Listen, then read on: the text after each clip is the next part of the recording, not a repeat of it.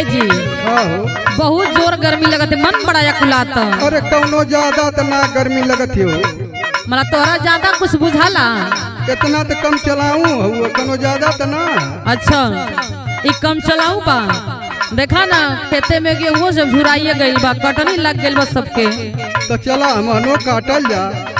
अच्छा मला तोरो मिजाज बनिए गइल बा। काहे ना हमार झरी तक झर जाई त का खायल जाई हो। ओ बड़ा समझदार, बड़ा जिम्मेदारी बड़ी यार। बस सुना ना, सुनावा।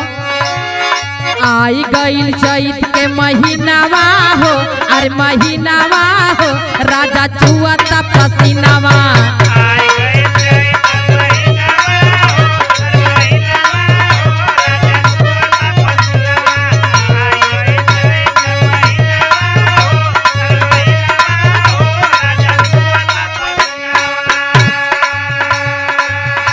गइल गेहूं का कटनिया हो, और कटनिया हो, चला चल चली धनिया।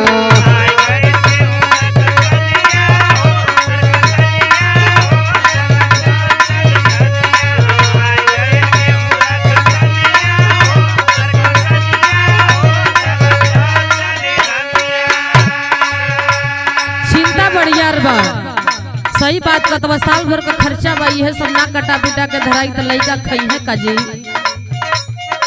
सुना एगो बात हमारा री, खेतवा में गेहूं सब गइल झुराई,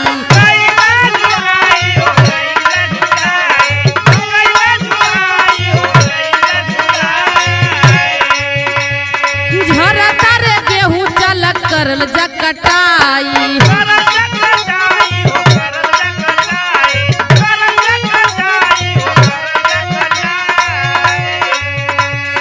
घरवा से बहरा सिवनवा हो, और सिवनवा हो, राजा छुआता पसीनावा। गर्मी तो लगत लेकिन कटिया करत तोहरा के पाके।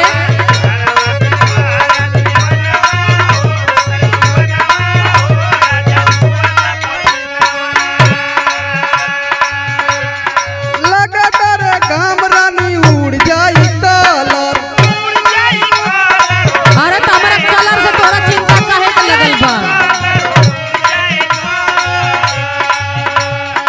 चला ना चलावल जाई खेतवा में कूलर।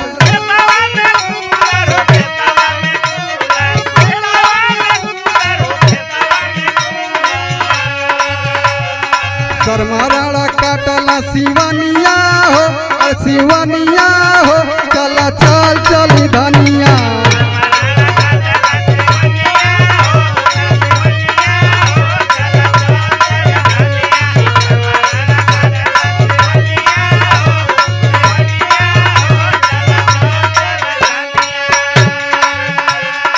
आई गई चैत के महीनावा हो, अरे महीनावा हो, राजा छुआता पसीनावा। सरमारा काटला सिवनिया हो, और सिवनिया हो, चला चल चली धनिया। घरवा से बहरा सिवनवा हो, और सिवनवा हो, राजा छुआता पसीनावा। सरमारा काटला सिवनिया हो, और सिवनिया हो, चला चल चली धनिया। घरवा से बहरा सिवनवा हो, और सिवनवा हो, राजा छुआता पसीनावा। अगर आपको ये गाना पसंद आए तो आप हमारे चैनल को सब्सक्राइब एवं लाइक जरूर करें।